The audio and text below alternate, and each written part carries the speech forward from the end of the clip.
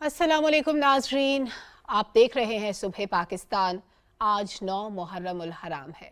मैं हूँ आपके साथ सलमा कौसर। और मैं हूं आपके साथ मोहम्मद शुएब। आज 9 मुहर्रम उल हराम की इस स्पेशल ट्रांसमिशन में आपको हम खुशामदीद कहेंगे।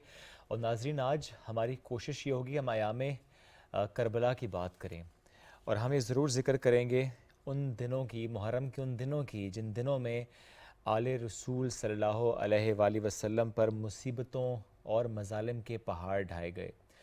1400 साल पहले जिन लबों को रसूल सल्लल्लाहु अलैहि वसल्लम बोसा दिया करते थे, वो लब मुहर्रम में करबला के मैदान में एक एक बूंद को तरसाया गया। उन्हें मज़ालिम के जो पहाड़ ढाए गए, आज हम उसका ज़िक्र करेंगे। 9 मुहर्रम की जो एक्टिविटीज़ हैं, उस दिन का एक मंजर कशी करना यूँ तो बड़ा मुश्किल, अहाता ही करना बड़ा मुश्किल, और अगर करने बैठें तो शायद सदियां बीत जाएं फिर भी हम कर ना पाएँ।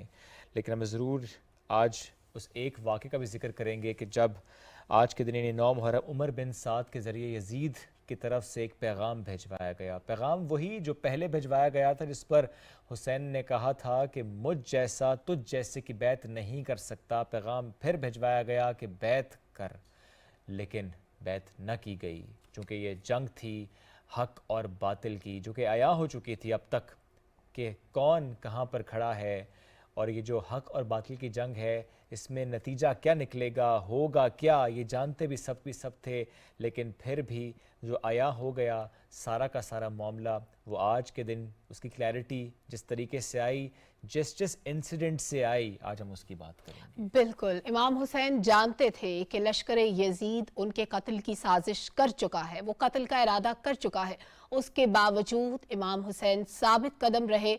उन्होंने मोहलत तलब की एक दिन की, ताकि वो अपने रब की बारगाह में इबादत कर सकें, अल्लाह के हुजूर सजदा शुक्र बजा ला सकें और हक के लिए आवाज़ उठा सकें। लेकिन वो मोहलत ना दी गई।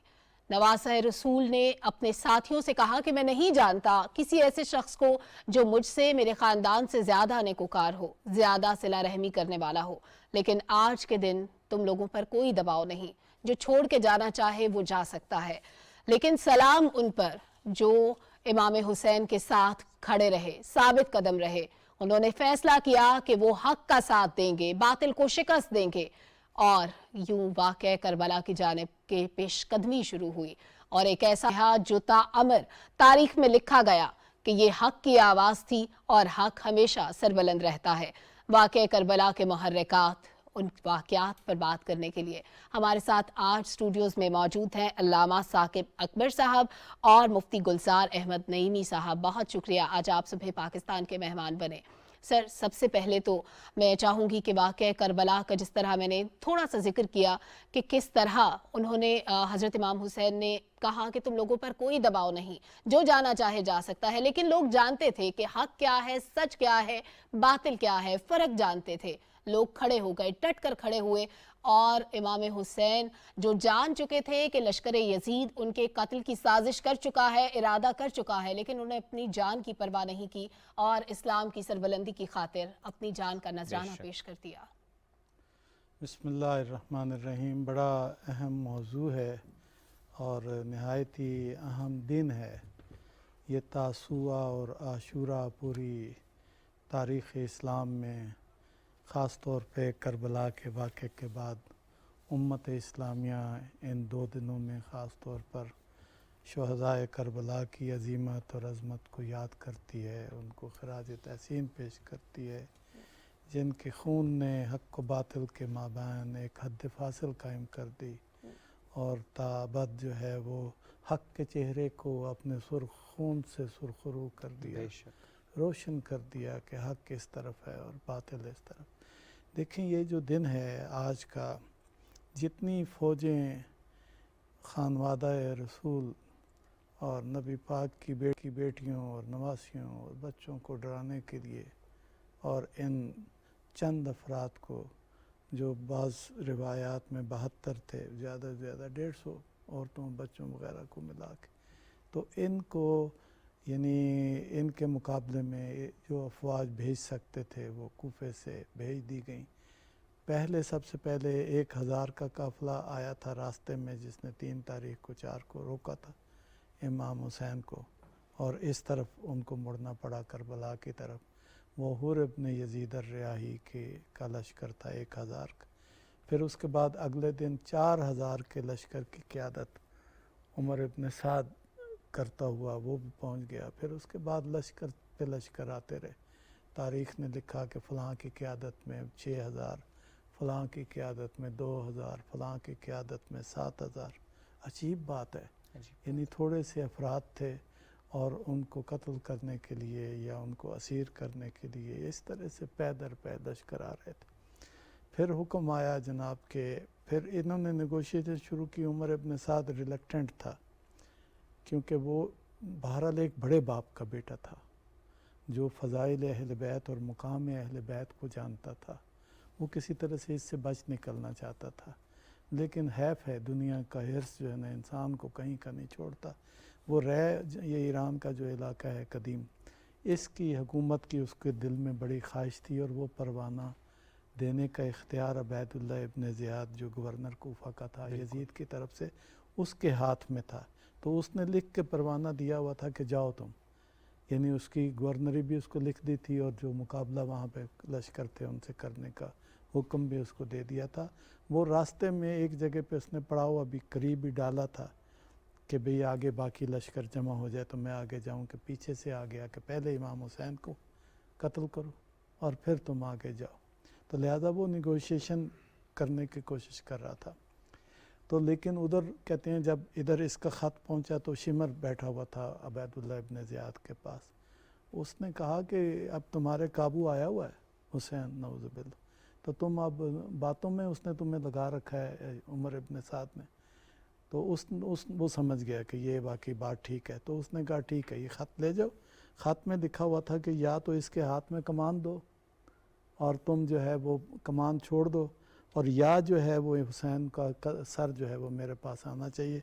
मेरा ख़त मिलते ही पानी उन पर बंद कर दो। ये 7 तारीख की बात थी। 7 तारीख की बात। तो पानी बंद कर दिया गया और उधर कई 100 लोग जो है ना उधर डिप्यूट कर दिए गए जहाँ से पानी भरते थे, और उसके बाद ये जो है वो लश्कर दर लश्कर आना जो है वो शुरू हो गए। 9 तारीख को फिर आखिरी हुक्म आया कि आज मेरा ख़त मिलते ही हमला करो। अब ये जो आज का दिन है ये उस ख़त के बाद इन्होंने कहा भाई चलो। एक जुमला है बहुत ही गमनाक है कि यानी वो उसने लश्कर को कहा या खैलल्लाह हरकबी, कि ए अल्लाह के लश्कर करो सवार हो जाओ, बिल जन्नत अबशरी, के मैं तुम्हें जन्नत की बिशारत देता हूँ इस हमले में। यानी सामने जन्नत के जवानों का सरदार खड़ा है और इनकी बेईमानी और बेदीनी यहाँ तक पहुँच चुकी है। खैर कहते हैं इमाम हुसैन खैमे के बाहर ऐसे कुर्सी या जो भी नशिस्त गाह थी वहाँ बैठे हुए थे कि लश्कर उधर से टापों की आवाज़ें आना शुरू हुई। तो आपकी हमशीरा जनाब ज़ैनब करीब आई। वो करीब आई कि कहा कि मेरे भाई माँ जाए, आवाज़ सुन रहे हो, ये क्या शोर है? तो आपकी आँख खुली तो आप इस तरह पढ़ रहे थे इन्ना लिल्लाहि व इन्ना इलैहि राजिऊन। तो उन्होंने कहा ये क्या है? तो उनका भी मैंने ख्वाब देखा है कि रसूलुल्लाह मुझे अपने पास आने की बशारत दे रहे हैं, और बाकी सारे ख्वाब की तफसील। तो फिर उधर उनको पता चला, अब्बास भी आए, ज़ुहैर इब्न कैन आए, हबीब इब्न मज़ाहिरा, कि ये फ़र्ज़ंद रसूल ये लश्कर जो है हमलावर हो गया। तो आपने फरमाया कि देखो इनसे पूछो कि क्या मामला है। तो उन्होंने गए तो उन्होंने जाके कहा कि क्या मसला है, इस वक्त आप अभी तो बात कर रहे। तो उन्होंने कहा नहीं, अब हमें हुक्म आया कि या हम तुम्हारा सर लेंगे तो या तुम सब बैत करो यजीद की। तो इमाम हुसैन ने कहा कि ठीक है हम लड़ेंगे उनसे, तो लेकिन उन्होंने कहा कि अगर आज की रात वो दे दें मौका तो सुबह जो है वो लड़ लेंगे। तो ये कहते हैं कि जब ये अब एक बड़े बहादुर गाजी अब्बास के लिए मुश्किल था कि वो जाके कहें कि अच्छा अभी जंग को टाल दें। बिल्कुल बिल्कुल मुश्किल। तो एक बड़े बहादुर और जंगजू आदमी के लिए, शुजा के लिए कि भी जंग में मोहलत दे दे। कहते हैं भारी कदमों से जा रहे थे तो इमाम हुसैन ने वापस बुलाया और कहा अब्बास तुम्हें तो पता है मुझे अल्लाह की इबादत से कितनी मोहब्बत और इश्क है, तो मैं चाहता हूँ आज रात मैं जी भर के इबादत कर लूँ सुबह। सुभान अल्लाह। तो फिर उनको हौसला हुआ, پھر انہوں نے جا کے کہتے ہیں کہ عباس نے جا کے بات کی، اتنے میں باقی صحابہ جو امام حسین علیہ السلام کے تھے وہ ان کو نصیحت وغیرہ کرتے رہے۔ بہرحال کہتے ہیں جب یہ پیغام پہنچا وہ تو اس طرح سے ان کو ابھار کے تو لڑنے کے لیے کہ یہ نعوذ باللہ کہتے ہیں باغی ہے، یزید کی حکومت کا باغی استغفر اللہ، اس طرح کے لفظ ان کے لیے، تو وہ یہ کہہ کے ان کو لائے تھے۔ تو جب یہ لیکن بیچ میں لوگ جانتے تھے کہ یہ نبی پاک کی بیٹی کا بیٹا ہے، آپ کا نواسا ہے، اس درجے کے ان کا مقام ہے، لیکن بہرحال وہ آئے ہوئے تھے دنیا کی لالچ میں۔ تو کہتے ہیں کہ وہ ان کے درمیان جب یہ پیغام پہنچا تو اختلاف ہو گیا کہ بھئی ان کو مہلت دی جائے یا نہ دی جائے۔ تو زیادہ تر لوگوں نے کہا کہ اگر ترک بھی ہوتے اور غیر مسلم ہوتے، ان سے ہم جنگ لڑ رہے ہوتے، وہ بھی اس طرح کی اگر کہتے یار ایک رات میں دے دو مہلت تو ہم دے دیں۔ تو جب اس نے دیکھا عمر ابن سعد نے کہ میرے لشکر میں اختلاف پیدا ہو گیا تو اس نے کہا ٹھیک ہے صبح۔ تو میرا خیال ہے کہ یہ جو اس وقت کا یہ جو واقعہ ہے یہ اس نے ساری چیزیں واضح کر دیں، ادھر والوں کے لیے واضح کر دیں کہ سب نے شہید ہونا ہے، کوئی راستہ باقی بچا نہیں، ٹھیک ہے۔ اب انہوں نے اگر جنگ لڑنی ہے تو اس نیت سے لڑنی ہے کہ میں میکسیمم اپنی وفاداری نبی پاک سے، ان کے گھرانے سے، فاطمہ زہرا سے میں نے ثابت کرنی ہے، اور انہوں نے یزید سے، دنیا سے، لالچ سے، اور جو کر سکتے تھے دنیا پرستی میں وہ انہوں نے وہ کرنا۔ تو یہ چیزیں واضح ہو گئی تھی، صفحے بھی واضح ہو گئی تھی، لیکن عجیب ہوا کہ ادھر سے تو جیسے آپ نے کہا کہ رات کو انہوں نے کہا میں چراغ بھی گل کر دیتا ہوں، جس نے جانا ہے جائے، تو کوئی نہیں گیا، ٹھیک ہے۔ لیکن ادھر سے کچھ لوگ آگے، بعض میں تو 22-23 افراد تک لکھی ہیں بعض روایات نے، لیکن حر جو ہے وہ آ گیا، کہتے ہیں وہ بے قراری ساری وہ اس طرح سے اس نے وقت گزارا، اور اس نے کسی نے کہا کہ میں تمہیں حر، مجھ سے اگر کوئی پوچھتا کہ کوفے کا سب سے بہادر کون ہے تو میں تمہارا نام لیتا، تو تم اس قدر پریشان حال پھر رہے ہو۔ تو اس نے کچھ نہیں بتایا، وہ نہیں بتا سکتا تھا، انہوں نے تیاری کی ہوئی تھی، تو وہ اس طرح سے اپنے لشکر سے نکل کے تو ادھر آ گئے۔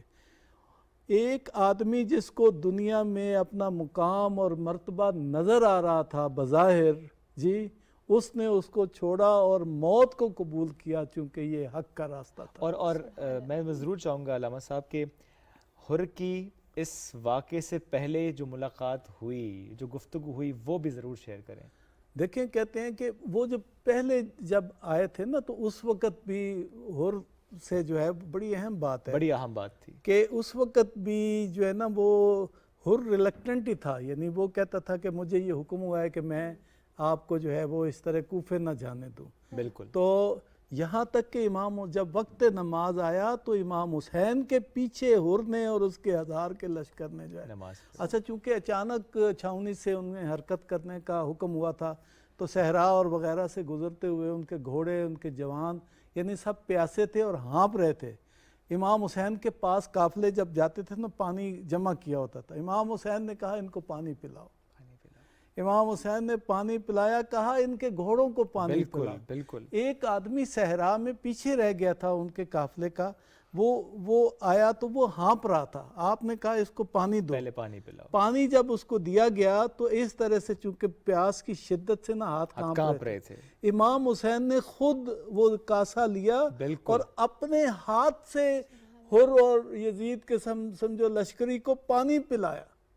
تو میرا خیال یہ ہے کہ یہ جو واقعہ ہے، اور پھر یہ بھی کہ رسول اللہ کا نواسا ہے، ان کا یہ مقام ہے، اس نے حق اور باطل کے مابین جو ایک مارکا اندر جاری تھا اس کے ضمیر کے اندر، آخر کار ضمیر کی آواز آئی، سنہری حروف میں اور کہتے ہیں کہ انصار میں سے سب سے پہلی شہادت جو ہے نا وہ حر کی تھی۔ بالکل، میں نہیں، مجھے یہ زندگی گوارا نہیں، مجھے معاف کر دے، اے فاطمہ زہرا کے بیٹے مجھے معاف کر دے۔ اور آپ یہ دیکھیں، کہا کہ بیویوں سے میں معافی چاہتا ہوں کہ میں آیا سب سے پہلے لشکر لے کے، اور میری وجہ سے ان کے بچے ڈرے کہ یہ لشکر، تو یہ جو کیفیات تھیں اس کی، تو اس نے اس کو مجبور کیا اور وہ اس طرح سے اپنی آخرت سنوار لی۔ اور مفتی صاحب اس میں آپ یہ دیکھیے کہ آخری لمحات میں بھی جس طرح اللہ نے اس کا راستہ بدل دیا، کہ آخری وقت ہے اس کا، اور اس وقت اس نے طے کر لیا کہ مجھے حق کا ساتھ دینا ہے، یہ بھی خوش نصیبی ہے، یہ بھی خوش نصیبی حر کی۔ اور اس کے ساتھ ساتھ میں ضرور چاہوں گا مفتی صاحب کیونکہ یہ 9 محرم کی ہم بات کر رہے ہیں اور ہم پیاس کی بات کر رہے ہیں، شدت کی بات کر رہے ہیں، میں چاہوں گا وہ منظر کشی بھی اگر آپ ضرور کریں، وہ جو پیاس کی شدت سے نڈھال تھا لشکر۔ بسم اللہ الرحمن الرحیم۔ بہت شکریہ، اور پوری امت مسلمہ کو آج کے اس دن کے حوالے سے اظہار افسوس کروں گا کہ یہ وہ دن ہیں کہ جن دنوں میں حضرت امام علی مقام علیہ السلام پر جو ہے وہ مصیبتوں کے پہاڑ ڈھائے گئے اور بے شمار مصائب و تکالیف سے دوچار کیا گیا اس نواسے کو، کہ جس نواسے کے ساتھ رسول اللہ صلی اللہ علیہ وآلہ وسلم نہ صرف پیار فرمایا کرتے تھے بلکہ اپنی عبادات کو روک کر جو ہے وہ ان کی ناز برداری کیا کرتے تھے، اپنے خطبوں کو روک کر جو ہے وہ منبر سے اتر کر ان کو اٹھا کر اپنے پاس جو ہے وہ بٹھایا کرتے تھے، اور جن کی ناز، جن کے جو ہے وہ یعنی محبتیں جو ہے وہ ہمارے احادیث کے وسیع ذخیرے میں اتنی زیادہ ہیں کہ اگر ان کو بیان کیا جائے اور آپ کے فضائل اور آپ کے مناقب تو یہ وقت جو ہے وہ کم پڑ جاتا ہے۔ حضرت امام علی مقام علیہ السلام کا جو اس حوالے سے مقام ہے وہ نسبت رسول، محبت رسول اور ایک فرزند رسول کی حیثیت جو ہے وہ رکھتا ہے، اور امت جو ہے وہ جو رسول اللہ سے پیار کرتی تھی وہ کرتی ہے اب بھی، تو وہ فرزند رسول ہی کہتے ہیں یعنی حضرت امام علی مقام حضرت امام حسین علیہ السلام کو۔ آپ کا مقام اور پھر آپ کے ساتھ جو کرب و بلا میں ہوا، میں یہ سمجھتا ہوں کہ آج تک جو ہے وہ امت اس بات پر نہ صرف شرمندہ ہے بلکہ نوحہ کنا ہے کہ وہ ان لوگوں نے آپ علیہ السلام کے ساتھ کیا سلوک کیا۔ وہ دربار رسالت مآب صلی اللہ علیہ وآلہ وسلم کے میں سمجھتا ہوں کہ دھتکارے ہوئے لوگ تھے جنہوں نے نواس رسول کے ساتھ وہ اس طرح کیا۔ حضرت امام علی مقام علیہ السلام پر جب 7ویں محرم کو جیسا کہ ذکر کیا گیا پانی بند کیا گیا، تو اس کے بعد ظاہر ہے کہ ایک یعنی پانی کی حیثیت جس کو اللہ سبحانہ وتعالی نے ارشاد فرمایا کہ وَجَعَلْنَا مِنَ الْمَاءِ كُلَّ شَيْءٍ حَيٍّ، کہ ہم نے ہر چیز کو پانی کے ذریعے سے جو ہے وہ زندہ رکھا ہوا ہے، تو زندگی کا انحصار جو ہے وہ پانی پر بہت زیادہ ہے۔ تو اس وقت جب پانی بند کیا گیا تو یہ یعنی 7ویں، 8ویں اور 9ویں محرم الحرام جو ہے وہ یعنی کئی دن 3 دن جو ہے وہ بنتے ہیں کہ آپ پر جو ہے وہ پانی بند کیا گیا۔ تو حضرت رسول اکرم صلی اللہ علیہ وآلہ وسلم کے اس فرزند نے کس طرح جو ہے وہ نمازیں ادا کیں، کس طرح پیاس اور بھوک کو برداشت کیا، میں یہ سمجھتا ہوں کہ اس کو بیان کرنے کے لیے بھی ظاہر ہے کہ دل دہل جاتے ہیں، سن کر جو ہے وہ دل دہل جاتے ہیں کہ کوئی اور تو کرتا تو شاید جو ہے وہ دشمنوں کے ساتھ کرتے رہتے ہیں، لیکن ان لوگوں نے کیا کہ جو اپنے آپ کو رسول کا امتی کہلاتے تھے، ان یعنی جیسے کہ قبلہ جو ہے وہ فرما رہے تھے کہ وہ یہ اعلان کر رہے تھے، لوگوں کو جوش دلا رہے تھے کہ اے اللہ کی مجاہدو، اللہ کے راستے میں نکلو، کہ یعنی ایک طرف نواس رسول کھڑا ہے کہ جس کو رسول اللہ صلی اللہ علیہ وآلہ وسلم یہ لقب دیتے ہیں، یہ اعزاز عطا فرماتے ہیں کہ حسین منی وانا من الحسین، اس شخصیت کے سامنے جو ہے وہ یہ بدبخت کہہ رہے ہیں کہ اللہ کے راستے میں جہاد اور جنت کی بشارت جو ہے وہ یعنی جھوٹی بشارتوں کے ذریعے سے جو ہے وہ لوگوں کو اکسا رہے تھے۔ ایک وہ ہستی کے جو حضرت فرما رہے تھے کہ خواب میں جو ہے وہ یعنی زینب کبریٰ جب تشریف لائیں تو آپ نے جو ہے وہ سر اٹھایا اور ارشاد فرمایا کہ انی رأیت رسول اللہ صلی اللہ علیہ وآلہ وسلم فی المنام وهو یقول انک تروح الینا، کہ میں نے رسول اکرم صلی اللہ علیہ وآلہ وسلم کو ابھی خواب میں دیکھا ہے، آپ ارشاد فرما رہے تھے کہ آپ جلد جو ہے وہ ہماری طرف سفر کرنے والے ہیں، ہمارے ساتھ جو ہے وہ ملنے والے ہیں۔ یعنی ایک طرف حقائق کا یہ عالم ہے اور دوسری طرف جھوٹ کا یہ عالم ہے، تو وہ جو یہ یعنی دنیاوی اسباب تھے ان کے ذریعے سے حضرت امام علی مقام کو جھکانا چاہتے تھے کہ پانی بند کر دیا، اور جدنا حضرت عباس علیہ السلام کو جو ہے پھر آپ نے معمور فرمایا۔ روایات میں آتا ہے کہ آپ نے کنویں بھی خود کھودے وہاں پہ پانی کے لیے، لیکن وہ بند کر دیا گیا۔ البدایہ والنہایہ اور دیگر جو ہے مورخین نے اس بات کو لکھا ہے، ظالموں نے بند کروا دیے۔ اور پھر جو ہے وہ آپ دیکھتے ہیں کہ یہ تمام تر وہ کوششیں جو پانی کے حصول کے لیے تھیں، انہوں نے راستے بند کر دیے، انہوں نے پانی کے وہ تمام ذرائع بند کر دیے، اور اس ہستی پر بند کیے جو انہیں اپنے ہاتھوں سے پانی پلا رہے تھے۔ یہ بھی کوئی یعنی کوئی بڑی ماہ و سال کی بات نہیں ہے، چند دنوں کی بات ہے، 5-6 دنوں کی بات ہے کہ جو ہستی ان کو جو ہے وہ اپنے ہاتھوں سے پانی پلا رہے تھے، ان کو پر جو ہے وہ پانی بند کر دیا گیا۔ اب اگر کسی بڑے عمر کے یعنی شخص پر پانی بند کر دیا جاتا تو یہ بھی ایک ظلم ہے، لیکن وہ بچے کہ جو شیرخوار بچے تھے، وہ بچے جو یعنی عمر کے اس حصے میں تھے کہ ان کو ہر وقت پانی کی ضرورت ہے، ہر وقت جو ہے وہ یعنی چیزوں کو پینے کی ضرورت ہے، ان کے لیے پانی کو بند کر دینا، اس سے بڑھ کر سفاکیت جو ہے وہ روئے زمین کے کسی انسان نے نہیں دیکھی ہوگی۔ ایون کہ میں یہ سمجھتا ہوں کہ غیر مسلموں نے بھی اتنی سفاکیت نہیں دیکھی ہوگی جتنی نام نہاد مسلمانوں نے نواسۂ رسول پر جو ہے وہ فرمائی کی، اور آپ نے ان تمام چیزوں کو برداشت فرمایا، اور کس انداز سے برداشت فرمایا۔ دیکھیں ایک طرف ان کے سامنے جو ہے وہ منصب تھا، اور وہ منصب کے لیے جو ہے وہ اپنی آنکھیں بند کر کے، یعنی کون سوچ سکتا ہے، میں حیران ہوتا ہوں، میں اس واقعے کربلا کو پڑھتا ہوں تو میں حیران ہوتا ہوں کہ سعد بن ابی وقاص رضی اللہ تعالیٰ عنہ کا بیٹا، کہ جس کی اس گھرانے کے ساتھ عقیدت یہ تھی کہ علی کرم اللہ وجہ الکریم کو فرماتے تھے کہ 2-3 نیکیاں ایسی ہیں کہ مجھے رشک آتا ہے ان نیکیوں پر، کہ یہ نیکیاں جو ہے وہ سعد بن ابی وقاص کو بھی علی کے ساتھ ساتھ جو ہے وہ ملتی، اور یہ نیکیاں کو حاصل کرنے کا مجھے بھی موقع، یہ اعزاز ملتا کہ خیبر کے مقام پر رسول اکرم صلی اللہ علیہ وآلہ وسلم نے علی کو فرمایا کہ کل میں جھنڈا اس کے ہاتھ میں دوں گا جو اللہ اور اس کے رسول سے محبت کرتا ہے، اور اللہ اور اس کا رسول اس سے محبت کرتے ہیں۔ یعنی یہ اعزاز حضرت سعد بن ابی وقاص فرماتے کاش مجھے بھی یہ حاصل ہوتا۔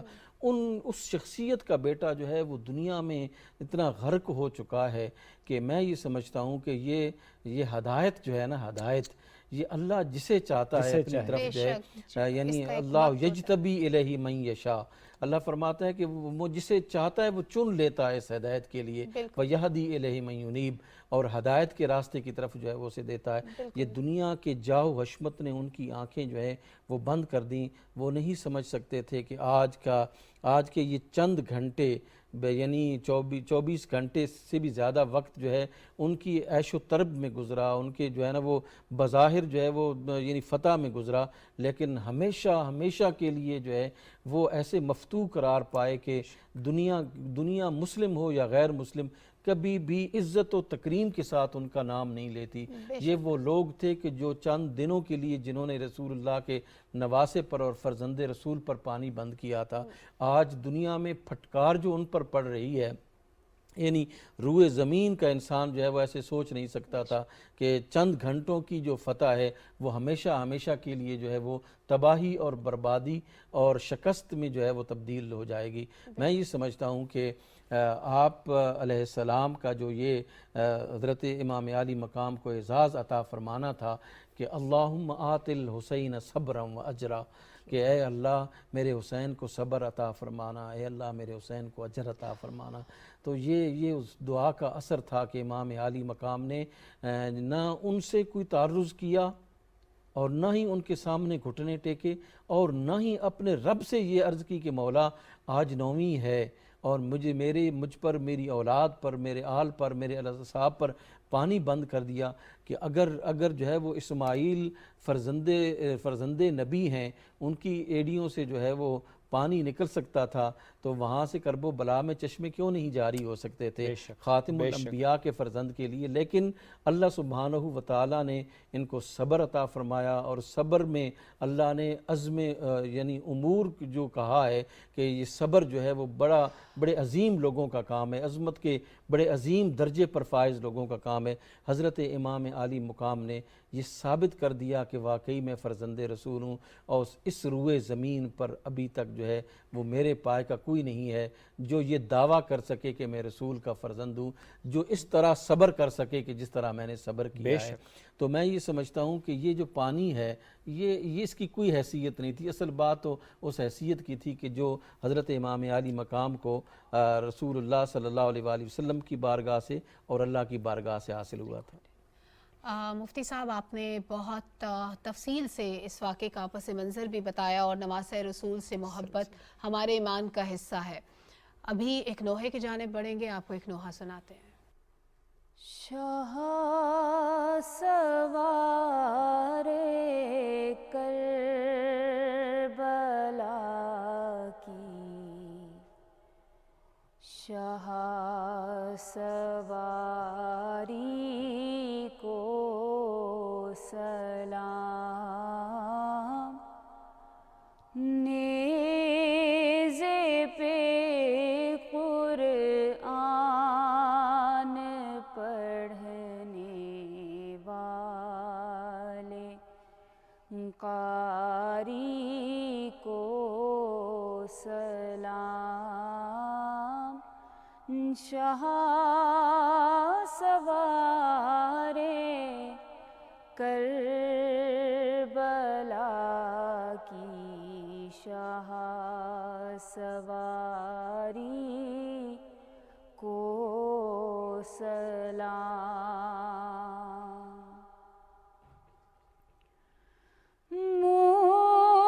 مسکرا کے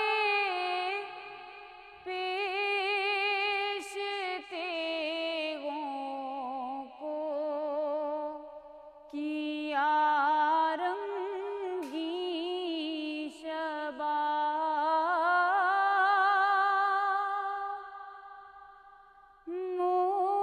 مسکرا کے پیش تیغوں کو کیا رنگی شباب، اکبر و قاسم تمہاری جان ساری کو سلام، اکبر و قاسم تمہاری جان ساری کو سلام۔ رات دن بچھڑے ہوں کی یاد میں رہنا کھڑے،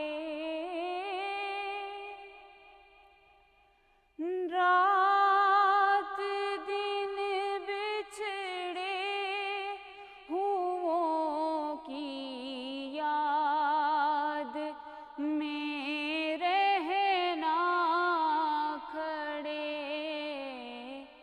اے حزین صغرا تمہاری انتظاری کو سلام، اے حزین صغرا تمہاری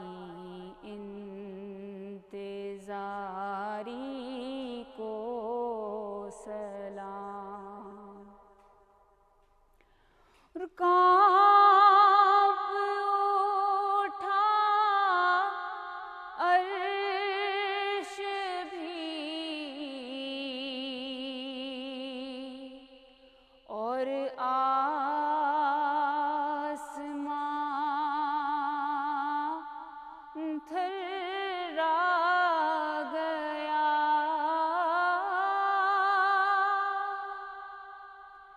کانپ اٹھا عرش بھی اور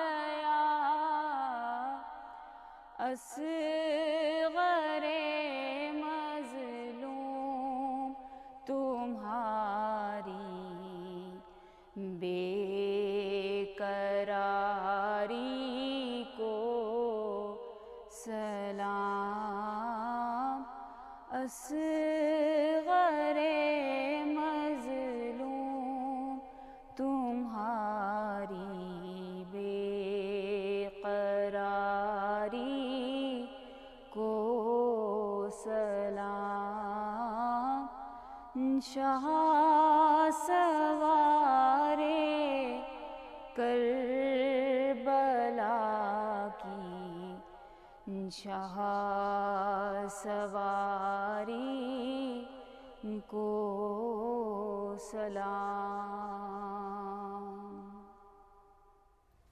نوحہ ہم دیکھتے ہیں، ہم سنتے ہیں، ہم پڑھتے ہیں، اور جب ہم نوحے کی بات کرتے ہیں ہم ضرور کوشش کریں گے آگے چل کر ہم یہ بھی بات کریں کہ بالخصوص بر صغیر میں نوحہ خوانی جو آغاز اس کا ہوا، اور آج ہم دیکھتے ہیں بالخصوص 9ویں اور 10ویں محرم کو نوحے پڑھے جاتے ہیں۔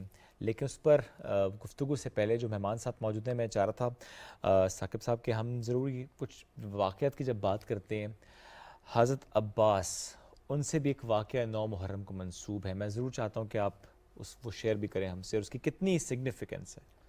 دیکھیں میرے خیال ایک تو وہ واقعہ ہے جو ہم نے پہلے ذکر کیا کہ جب انہوں نے حملہ کر دیا تھا، بالکل بالکل، اس سے پہلے ایک اور واقعہ ہے، وہ یہ ہے کہ جو شمر ابن ذی الجوشن جو ہے، جس کو خاص طور پہ بھیجا، وہ بڑا ہی سفاک آدمی تھا، اور اس نے کہا کہ ان کو ختم کریں، اور یہ تو اس کی ننیالی رشتہ داری تھی حضرت عباس کی اس شمر کے ساتھ۔ صحیح صحیح۔ تو آپ کی والدہ، جن کو ویسے معروف طور پر ام البنین کہتے ہیں، یعنی بیٹوں کی ماں، تو فاطمہ ان کا نام تھا، تو وہ بہت احترام اور عزت کرتی تھیں فاطمہ زہرا کی اولاد کے ساتھ۔ اپنے بیٹوں کو انہوں نے تیار کیا کہ ان پر آپ نے اپنا سب کچھ نثار کر دیں۔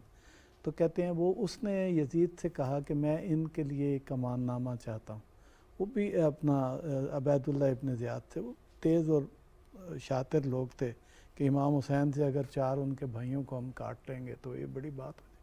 تو اس نے امان نامہ لکھ کے دے دیا، تو انہوں نے عباس علیہ السلام، عباس ابن علی اور 3 اور بھی ان کے بھائی تھے، عثمان ابن علی اور جعفر، اس طرح ان کو بھی ساتھ لے کے عبداللہ ابن علی، تو یہ 4 کے ساتھ جو ہے نا وہ شمر سے ملاقات کی۔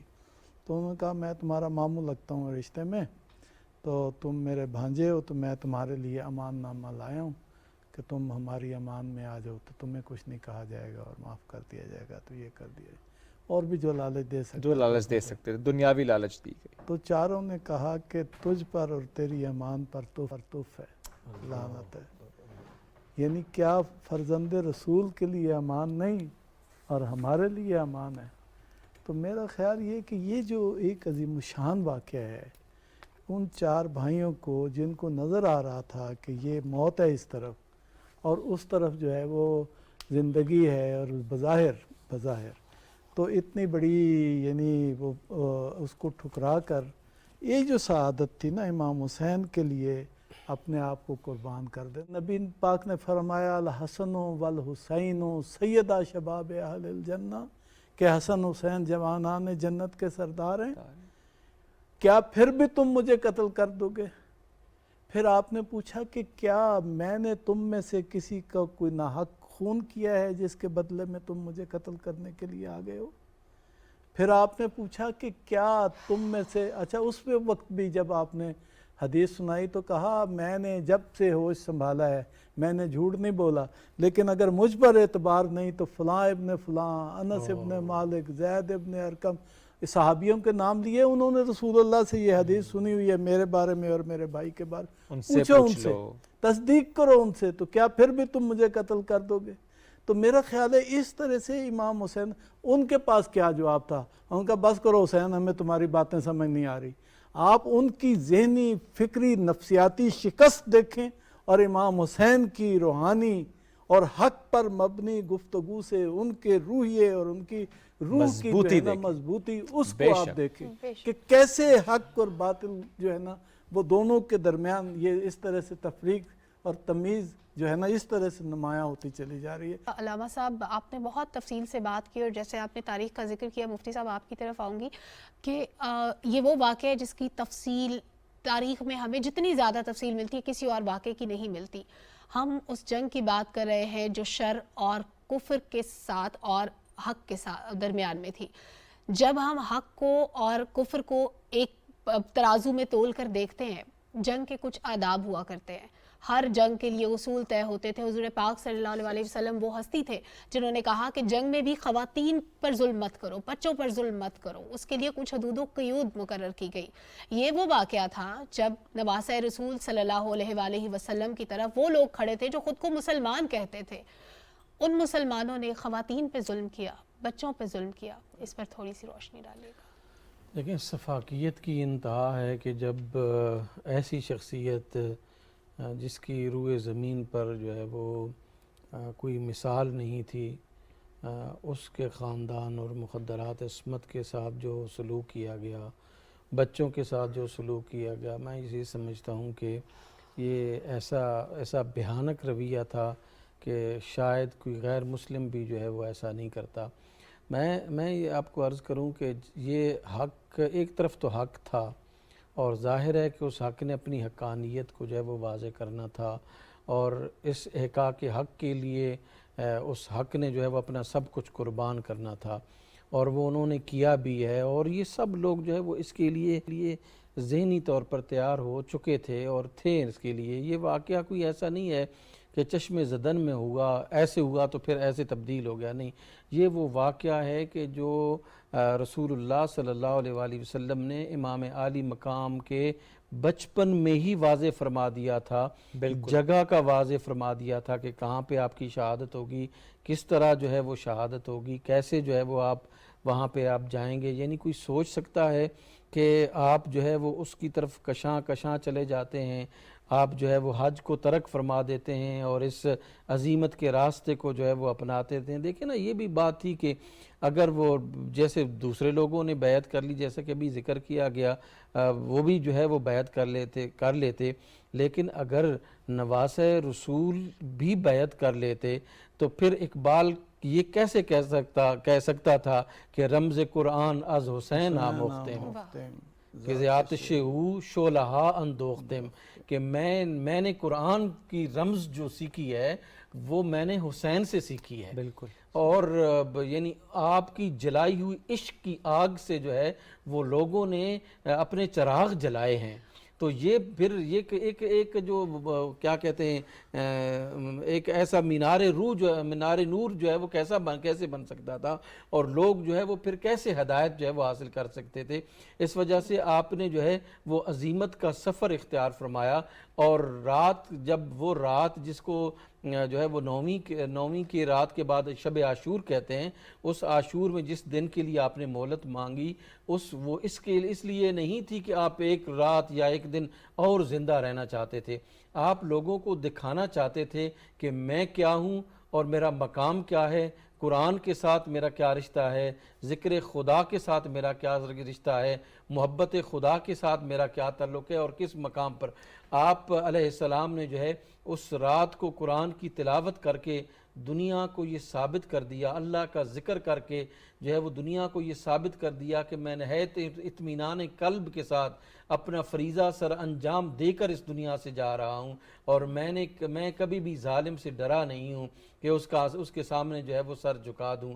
آپ علیہ السلام نے اور آپ کے رفقا نے یہ بات ثابت کی ہے، اور پھر آپ نے ذکر کیا مخدرات عصمت کا، اور وہ ان خواتین کا بالکل تیار تھیں ان معاملات کے لیے۔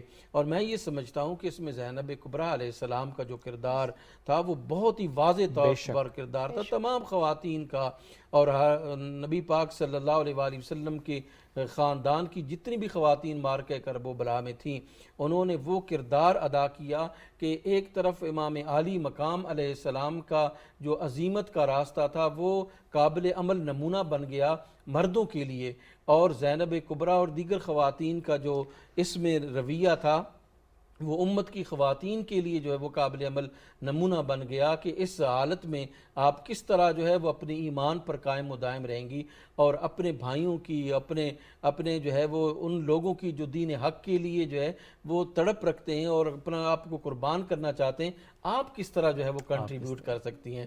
تو یہ کنٹریبیوشن اصل میں امت کی خواتین کے لیے تھا، اور بچوں نے بھی اسی انداز سے جو ہے اس میں کنٹریبیوٹ کیا ہے۔ اور دیکھیں یہ ظلم کی انتہا نہیں ہے کہ 6 ماہ کے بچے پر بھی آپ جو ہے وہ یعنی نہیں کرتے، یعنی رحم نہیں کرتے کہ وہ کس طرح آپ نے جو ہے، یعنی ہم بھول گئے کہ جنگ کے بھی کچھ آداب ہوا نہیں آداب تو تھا ہی نہیں، وہاں پہ تو لالچ تھی، وہاں پہ تو حرص تھا، وہاں پہ تو یعنی تباہی اور بربادی تھی۔ یعنی اصول اور ضابطے تو تب طے کیے جاتے ہیں کہ جب جو ہے وہ انسان کے اندر کا ضمیر مطمئن ہوتا ہے کہ میں یہ کرنے جا رہا ہوں یہ درست۔ ان کے ضمیر ان کا ساتھ نہیں دے رہے تھے، ان کا جو بیلیف تھا وہ ان کا ساتھ نہیں دے رہا تھا، بس دولت دنیا تھی اور منصب کی جو ہے وہ دنیاوی حرص میں ڈوب اس گئے کے علاوہ جو ہے وہ سب جانتے تھے۔ میں یہ سمجھتا ہوں کہ یزیدی لشکر میں جیسا کہ حضرت نے بھی فرمایا وہ بڑے بڑے یعنی صحابہ کی اولادوں میں سے تھے، اور میں یہ سمجھتا ہوں کہ ان کو سب پتا تھا کہ حق پر کون ہے اور حق پر کون نہیں ہے۔ انہوں نے اپنے آبا سے سنا تھا کہ خلافت راشدہ کے بعد کس طرح جو ہے وہ اصولوں کو پامال کیا گیا، کس طرح دین کی تباہی اور بربادی کی گئی، اور کس طرح جو ہے وہ اس ظالم یزید کو جو ہے وہ امت پر مسلط کیا گیا۔ یہ سب وہ جانتے تھے۔ جاننے کے باوجود دیکھیں نا، جب آپ کا ضمیر کچھ اور کہہ رہا ہو اور آپ جو ہے وہ کچھ اور عمل کر رہے ہوں، تو یہ یعنی بہت ہی اسفل السافلین کا درجہ ہے جب انسان اپنے ضمیر کے ساتھ جو ہے وہ نہ کھڑا ہو۔ امام عالی مقام اپنے ایمان کے ساتھ کھڑے تھے، اپنے رب کے عشق میں مبتلا ہو کر اس مقام پر کھڑے تھے کہ وہ میری خاک کو مٹا دے، میری خاک کو اڑا دے، میں تیرے نام پہ مٹا ہوں، مجھے کیا غرض نشاں سے۔ یہ مقام تھا حضرت امام عالی مقام کا۔ اور دوسری طرف جو ہے وہ علاقوں کی بادشاہ تھی، عاملیت تھی، اس کی طرف وہ جا رہے تھے۔ تو خواتین نے جو کردار ادا کیا ہے وہ علامہ اقبال نے تو بڑا واضح طور پر اس میں جو ہے وہ فرما دیا ہے کہ حدیث عشق 2 باب بس، یکی حسین رقم کرد و دیگری زینب، کہ کربلا کا جو درس ہے، عشق ہے، اس کے 2 باب ہیں، ایک جو ہے وہ حسین نے مکمل کیا ہے اور ایک جو ہے وہ زینب نے جو ہے وہ مکمل کیا ہے۔ تو میں یہ سمجھتا ہوں کہ برابر ہمیں نظر آتا ہے، خواتین بھی پیچھے اس معاملے میں ہمیں نہیں رہی، لیکن اسوہ حسنہ کربلا میں جو ہمیں نظر آتا ہے وہ سیدنا امام عالی مقام کا تھا۔ اخلاق کے اعلیٰ درجے پر فیض، دیکھیں نا میدانوں کی فتح و نصرت، فتح و شکست جو ہے وہ کوئی معیار نہیں ہے۔ بعض اوقات انسان جو ہے وہ میدان میں کامیاب ہو سکتا ہے لیکن اخلاقی جو جرتیں ہیں ان کے مقابلے میں شکست کھا جاتا ہے۔ حضرت امام عالی مقام کی یہ جو آپ سامنے نظر آتے ہیں کہ آپ کی شہادت ہوئی ہے، یہ ایک پل کی شہادت تھی، اور اس کے بعد سارا زمانہ جو ہے وہ حضرت امام عالی مقام کے ساتھ آج بھی کھڑا ہے اور قیامت تک کھڑا رہے گا۔ کبھی بھی دنیا جو ہے وہ یزید کو فاتح نہیں مانے گی، امام عالی مقام کو بے شک۔ اور مفتی صاحب ایک بات میں آپ کی گفتگو سے میں چاہتی کہ اس پہ بھی آپ تھوڑی سی روشنی ڈال دیں مختصراً جاتے جاتے، کہ جب آپ نے اقبال کو 2-3 دفعہ کوٹ کیا، نواسہ رسول سے محبت تفرقات سے بالاتر ہے، یہ ہمارے ایمان کا حصہ، اس پر اگر آپ مختصراً روشنی ڈال دیں۔ دیکھیں یہ بڑا جو ہے نا وہ $1 ملین کا کویسچن ہے۔ میں یہ سمجھتا ہوں کہ کربلا ہمیں اتحاد کا درس دیتی ہے، کربلا ہمیں محبت کا درس دیتی ہے، کربلا ہمیں عشق کا درس دیتی ہے۔ دشمنوں کو پانی نہیں پلایا جاتا۔ ایک طرف یہ کردار ہے کہ امام عالی مقام جو ہے وہ دشمنوں کے ساتھ یہ سلوک فرما رہے ہیں کہ پانی پلا رہے ہیں، دوسری طرف ایک انتہا ہے کہ وہ سب کچھ بند کر دیا جاتا ہے۔ لیکن امام عالی مقام کا اسوہ ہمیں بتاتا ہے کہ تمہارا دشمن بھی تمہارے سامنے آ جائے تو پھر اگر وہ تمہارے ساتھ جو کچھ کر رہا ہو، اسوہ رسول یہ ہے کہ تم محبت کے پھول بکھیرو۔ تم کبھی بھی کسی کو تمہارے عمل سے، تمہاری گفتگو سے، تمہاری کسی بھی درجے میں دوسروں کو تکلیف جو ہے وہ نہیں ہونی چاہیے۔ امام عالی مقام نے ثابت کر دیا ہے کہ میں لڑنے کے لیے نہیں آیا، میں اپنے ان امت کے لوگوں کا خون بہانے کے لیے نہیں آیا، میں تو چاہتا ہوں کہ یہ اس ویژن کو سمجھنے کی کوشش کریں جو قرآن و سنت انہیں دے رہا ہے، کہ امت جو ہے وہ اتحاد کے ساتھ کھڑی ہوگی، ایک دوسرے کے ساتھ کھڑی ہوگی، اور محبتوں کے رشتوں کے ساتھ جو ہے وہ اب جب بندھے جائیں گے تو پھر یہ جو استعمار ہے، اس وقت کے بھی استعمار تھے، اس وقت بھی جو ہے وہ ایسے لوگ تھے جو اسلام کو مٹانا چاہتے تھے، ہم اس کے دست و بازو نہیں بنے بلکہ اس کے مقابلے میں جو ہے وہ کھڑے ہو کر جو عیسائیت اور جو یہودیت جو ہے وہ اسلام کو مٹانا چاہتی تھی، امام عالی مقام، دیکھیں امام عالی مقام نے کیا کیا ہے، امام عالی مقام نے روایات کو زندہ فرمایا ہے، بے شک۔ اور ان روایات کی زندگی کی وجہ سے ہی قومیں مضبوط ہوتی ہیں۔ استحکام تب آتا ہے جب روایات جو ہیں وہ مضبوط ہوتی ہیں، قوم یکجان تب ہوتی ہے جب ان کی روایات کا ریوائیول ہوتا ہے، احیاء ہوتا ہے۔ امام عالی مقام نے کیا فرمایا تھا، اور قدم قدم پہ فرمایا تھا کہ ارید ان آمر بالمعروف وانہا عن المنکر، کہ میں تو امر بالمعروف جو ہے وہ چاہتا ہوں اور منکر کو جو ہے وہ روکنا چاہتا ہوں۔ امت کے لیے معیار اتحاد و وحدت کا امر بالمعروف اور نہی عن المنکر تھا، اور اسی کو جو ہے وہ پامال کیا جا رہا تھا، اور اسی کو امام عالی مقام جو ہے وہ زندہ رکھنا چاہتے تھے۔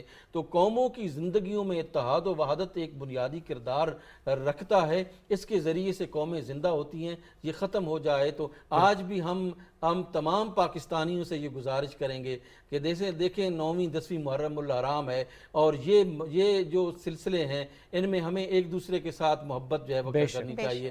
دیکھیں ہمارے آباء اس پر صغیر میں جو ہے وہ اہل تشیع کے جو جلوس نکلتے تھے وہ اہل سنت سبیلیں لگایا کرتے تھے، فیسیلیٹیٹ کیا کرتے تھے، محبتیں پھیلایا کرتے تھے، استقبال کیا کرتے تھے۔ وہی کرنے آج کی پھر بھی سے ہمیں جو ہے وہ ایسی چیزوں کی ضرورت ہے کہ ہم اپنے ان بھائیوں کے لیے جب یہ مقام آئے تو ہم ایسا کردار ادا کریں جو محبت بڑھائے۔ بے شک۔ ربیع الاول کا مقام آئے تو ان سے ہمیں یہ توقع ہونی چاہیے کہ وہ ہمیں محبت کے کردار کے ساتھ جو ہے تو یہ پاکستان کے لیے ضروری ہے اور اس ریاست کے لیے ضروری ہے، امت کے لیے ضروری ہے، کلمے کی بنیاد پر جو ہے بے شک وہ قائم ہوا تھا، اور پوری امت کے لیے بے شک یہ امت کے لیے اہم ہے۔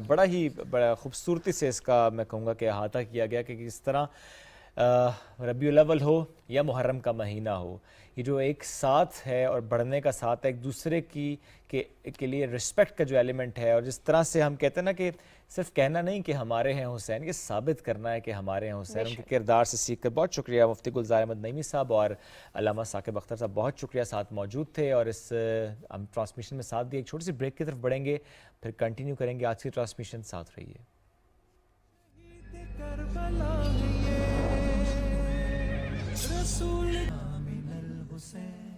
ہمارے ہیں حسین ٹرانسمیشن میں ایک بار پھر آپ کو خوش آمدید کہیں گے۔ پروگرام میں اب ہمیں مذہبی اسکالرز جو جوائن کر رہے ہیں ان کا تعارف کراؤں۔ علامہ لیاقت علی ایوان صاحب نے میں جوائن کیا، انہیں ویلکم کریں گے، اور مفتی ضمیر احمد ساجد صاحب، آپ کو بھی السلام علیکم، ویلکم ٹو دی شو۔ ہم آج بات 9 محرم کی کر رہے ہیں، واقعات کی بھی کر رہے ہیں، اور ان واقعات سے ہم کیا سیکھ سکتے ہیں آج کے دور میں، امت کو پیغام کیا جاتا ہے، کیا دیا جانا چاہیے۔ جو پچھلے گھنٹے ہم نے بات کی کہ جس طرح سے ہم دیکھتے ہیں کہ ہمیں حسین سے جو سیکھنا چاہیے، جو کردار سے سیکھنا چاہیے، ظاہر ہے اس طرح سے ہم سیکھ نہ پائے، کچھ غلطیاں کوتاہیاں تو ہم سے بھی ہوتی آئیں۔ جو بات ہم نے کی کہ کیسے ہم ایک پیج پر مسلم امہ کو کرنے کی بات کرتے ہیں، چونکہ جب بات حق کی ہے تو حق پہ ہم سب کھڑے ہوں، ڈٹے ہوں، یہی ہمیں سیکھنا چاہیے۔ ایٹ دی سیم ٹائم جب 9 محرم کی ہم بات کر رہے ہیں تو ہم علمدار کربلا حضرت عباس کے رول کا بھی ذکر کریں۔ ہم نے کچھ ذکر پچھلے گھنٹے میں کیا، لیکن اب کوشش کرتے ہیں اس گھنٹے میں بھی ہم ان کے کریکٹر پر بھی بات کریں، ان کی پرسنالٹی پر بھی بات کریں، ان کے کریج، ان کی بریوری، جس طرح ان کو لقب دیے گئے، جو واریر جس طرح کے وہ تھے، اس پر ضرور بات کریں۔ تو علامہ لیاقت علی ایوان صاحب آپ کی طرف آؤں گا، اور میں چاہوں گا حضرت عباس علمدار کربلا، ان کی شخصیت، ان کی پرسنالٹی پر تھوڑی روشنی ڈالیے۔ اعوذ باللہ من الشیطان الرجیم، بسم اللہ الرحمن الرحیم، اللہم صلی علی محمد وآل محمد، السلام علیکہ یا ابا عبداللہ الحسین وعلی الارواح التی حلت بفنائک، السلام علی الحسین وعلی علی ابن الحسین وعلی اولاد الحسین وعلی اصحاب الحسین۔ 9 محرم، تاسوع حسینی، عاشورہ حسینی، یہ دن ہمیں ایک عظیم قربانی کی یاد دلاتے ہیں، اور 9 محرم میں رسم و رواج یہ پڑ گیا ہے کہ علمدار کربلا کا تذکرہ ہوتا ہے، شہنشاہ وفا کا ذکر ہوتا بے ہے، شک شیر خدا علی مرتضیٰ کے بیٹے عباس کا ذکر ہوتا ہے۔ حضرت عباس کون ہے؟ حضرت عباس مولا علی اور ام البنین کے فرزند ہیں۔ حضرت عباس تمنا ہے مولا علی کی، تمنا ہے ام البنین کی، تمنا ہے حضرت زہرا کی۔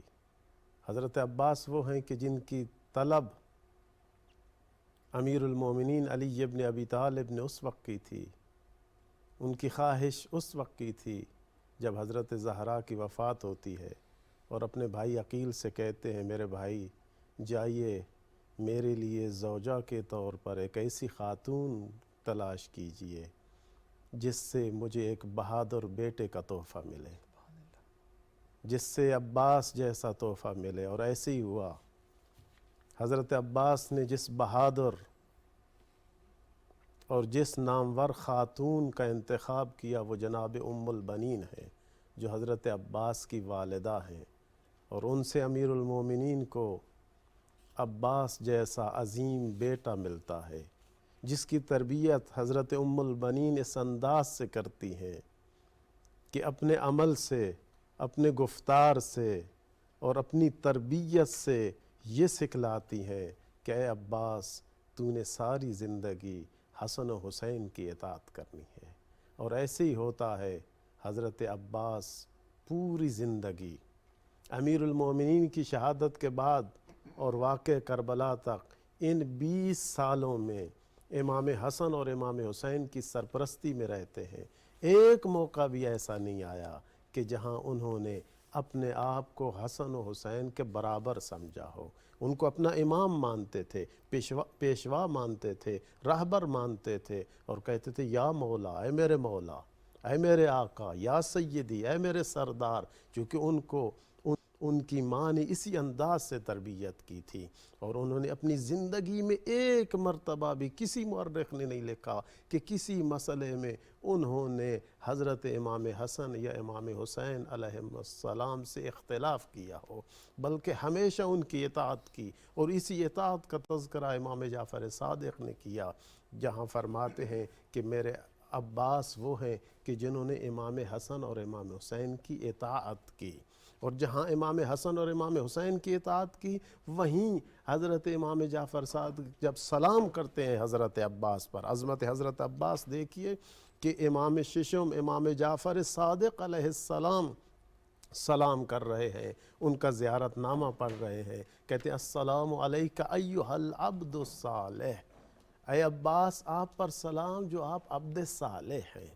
حضرت عباس کی سب سے بڑی عظمت یہ ہے کہ وہ اللہ کے احکام کے سامنے اپنا سر تسلیم خم کر لیتے تھے، جو بھی احکام خداوندی تھے ان پر عمل کرتے تھے۔ عبد یعنی غلام، عبد یعنی بندہ، وہ اللہ کے حقیقی بندہ تھے، صرف نام کے نہیں، صرف عنوان سے نہیں، بلکہ حقیقی اطاعت تھی، حقیقی بندگی تھی، اللہ کے احکام کی اطاعت حضرت عباس نے ساری زندگی کی۔ السلام علیک ایھا العبد الصالح المطیع للہ، اے عباس آپ نے اللہ کی اطاعت کی، المطیع للہ ولرسولہ، آپ نے جہاں اللہ کی اطاعت کی وہاں اللہ کے رسول کی بھی کبھی نافرمانی نہیں کی۔ المطیع لامیر المومنین، آپ مولا علی کی بھی مطیع تھے۔ المطیع للحسن والحسین، امام حسن اور حسین کی بھی مطیع تھے۔ اور ساری زندگی انہوں نے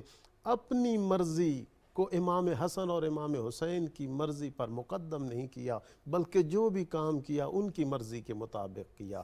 اور آپ نے دیکھا کہ کربلا کے میدان میں عاشورہ کے دن بھی ایسے ہی ہوتا ہے، جو امام حسین کہتے ہیں وہی کرتے ہیں، اور امام حسین علیہ السلام کی مرضی کے خلاف ایک قدم بھی نہیں اٹھاتے۔ حضرت عباس کی یہ عظمت ہے کہ انہوں نے اللہ کی اطاعت کی، اللہ کے رسول کی اطاعت کی، مولا علی، امام حسن اور امام حسین کے مطیع رہے۔ یہ حضرت عباس کا مقام ہے۔ دیکھیے حضرت عباس کے فضائل، خصوصیات بہت ساری کتب میں بیان ہوئی ہیں۔ حضرت عباس کی چند خصوصیات ایسی ہیں کہ جن میں ہمارے لیے بھی درس ہے، جن میں ہمارے لیے بھی پیغام ہے۔ دیکھیں ہم جب بھی اگر کسی شخصیت کا تذکرہ کرتے ہیں تو صرف اس وجہ سے نہیں کہ ان کے تذکرے سے ہمیں ثواب ملتا ہے، یہ اپنی جگہ۔ جب ہم اللہ کے رسول کا، ان کی خصوصیات کو، ان کے اوصاف کو، ان کے فضائل کو بیان کرتے، اس میں کوئی شک نہیں، ہمیں اس کا ثواب بھی ملتا ہے۔ بے شک لیکن جو پیغام ملے، ایک مسئلہ اور ہے، وہ یہ ہے کہ وہ اوصاف، وہ فضائل، وہ خصوصیات، وہ اچھائیاں، وہ اچھی چیزیں تذکرہ کر کے ہم یہ اپنے آپ کو بھی باور کراتے ہیں ہم نے بھی انہی پر عمل کرنا ہے، انہی کو اپنانا ہے، انہی خوبیوں سے اپنے آپ کو بھی مزین کرنا ہے، منور کرنا ہے۔ دیکھیے حضرت عباس کی ایک بہت بڑی خصوصیت، جہاں یہ تو ذکر آ گیا کہ وہ تمنا تھے مولا علی کی، حضرت عباس کیا تھے؟ پرچمدار لشکر حسینی ہے۔ کون ہوتا ہے پرچمدار لشکر کا؟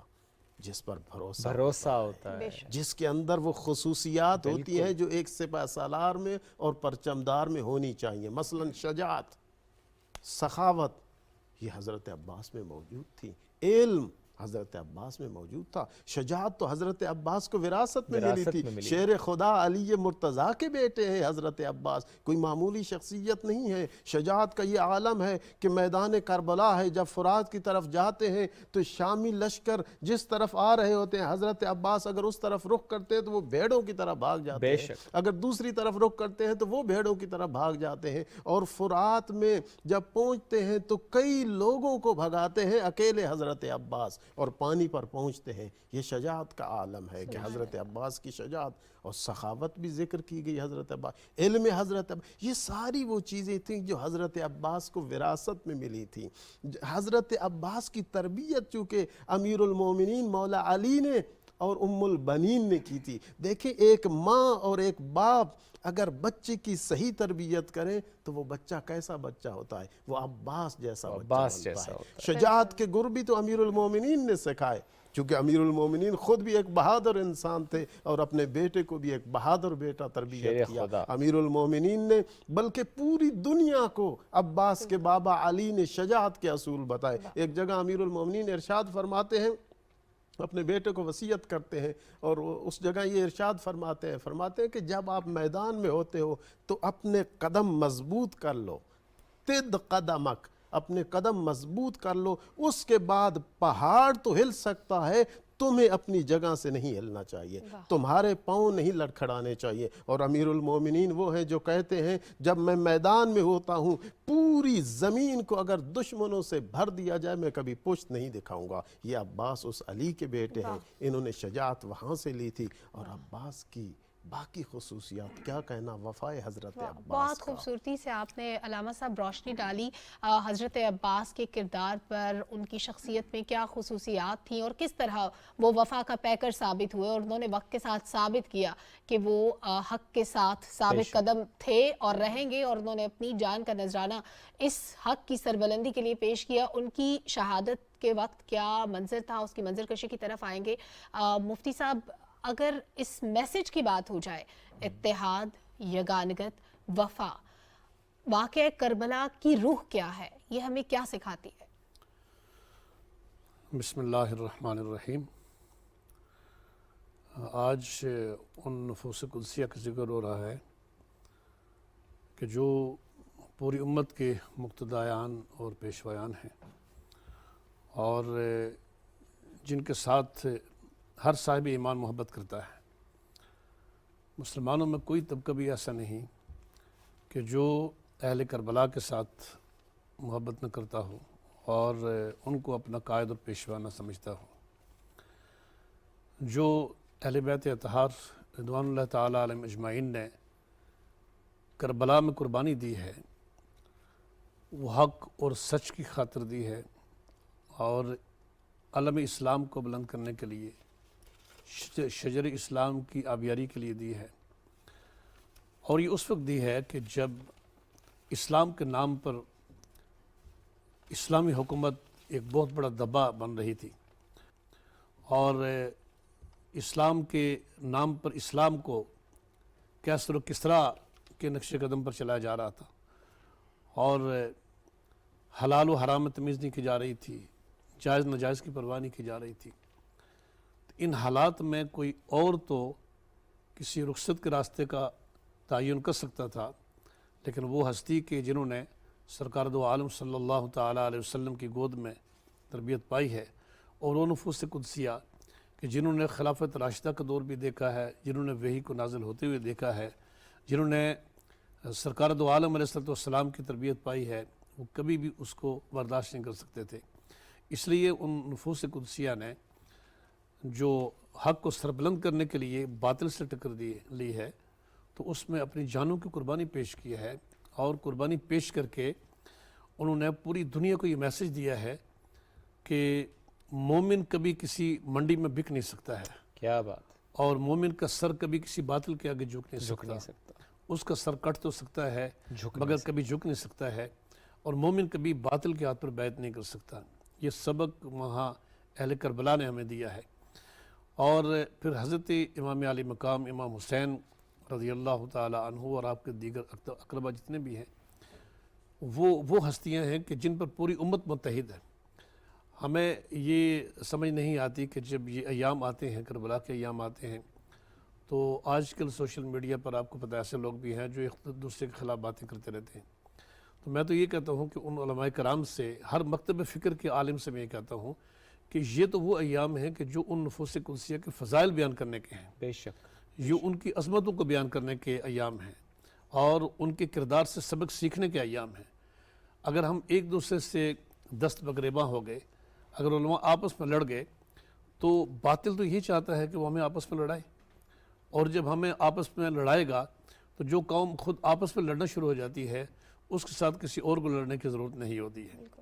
تو یہ پلاننگ تو بہت عرصے سے ہو رہی ہے کہ مسلمانوں کو آپس میں لڑایا جائے، فرقہ واریت کے نام پر، علاقائیت کے نام پر، قبائلی تعصبات کی وجہ سے، امیر و غریب کی اونچ نیچ پیدا کر کے، اور یہ تعصبات پیدا کر کے امت کو منتشر کر دیا جائے۔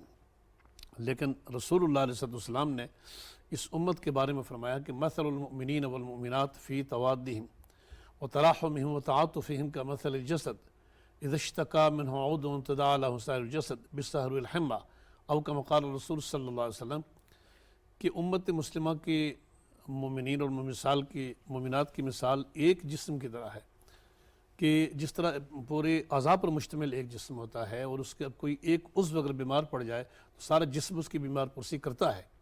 اسی طرح سے پوری امت مسلمہ کا افراد ہیں کہ اگر کسی ایک کو کوئی تکلیف ہو جائے یا کوئی اس پر کوئی ظلم کرے تو پوری امت مسلمہ اسی طرح متحرک ہونی چاہیے، جس طرح کسی انسانی جسم میں کوئی ایک بال نوچے تو پورا جسم اس کی دفاع میں کھڑا ہو جاتا ہے۔ بے شک، پوری امت کو ایسا ہونا چاہیے۔ تو جو باطل طاقتیں ہیں ان کی مرضی یہ ہے کہ امت کو ایسا نہیں ہونا چاہیے، امت کو متحد نہیں ہونا چاہیے، بلکہ امت کو تقسیم کر دیا جائے۔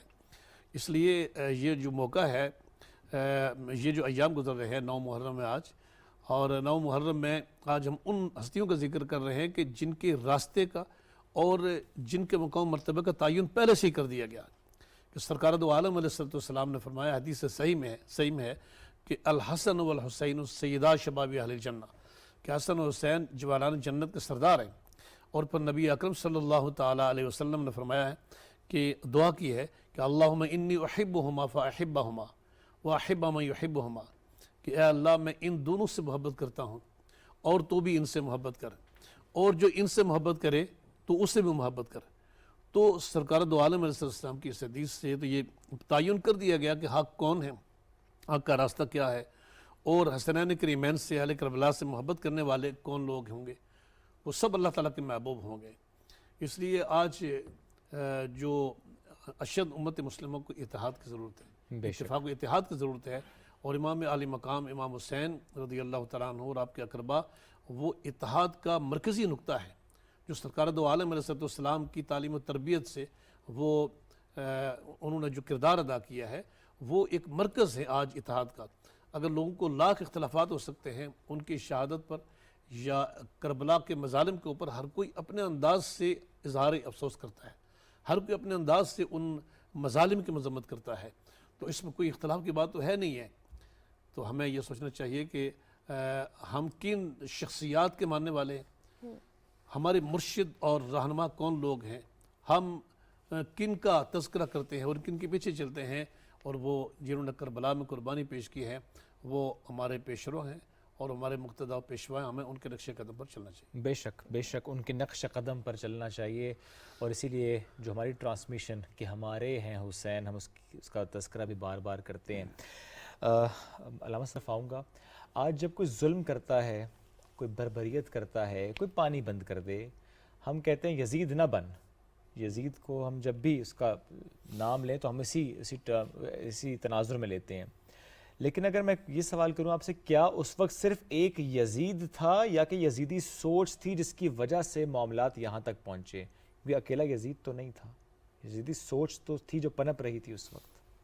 دیکھیں میدان کربلا میں جو کچھ ہوا اور نواس رسول کو اور ان کے خاندان کو اور ان کے اصحاب کو جس دردناک طریقے سے شہید کیا گیا، ظلم کیا گیا، پانی کو بند کیا گیا، خیموں کو لوٹا گیا اور بے حرمتی کی گئی خاندان رسالت کی، یہ وہ برائیاں تھیں جو ہمیں مختلف تذکروں میں ملتی ہیں یزید اور یزیدی فوج کی۔ بالکل، لیکن یزید اور یزیدی فوج کی یہ برائیاں، اس میں کوئی شک نہیں ہے کہ سب سے بڑی برائی، سب سے بڑا ظلم ان کا یہ تھا، لیکن یہ یزید اور یزیدی فوج تمام برائیوں کا مجموعہ تھی۔ بے شک، یہ دیکھیے جب ہم کہتے ہیں کہ کربلا میں یزید نے یہ کیا، یعنی جو کچھ برا ہے وہ یزید نے کیا ہے۔ اگر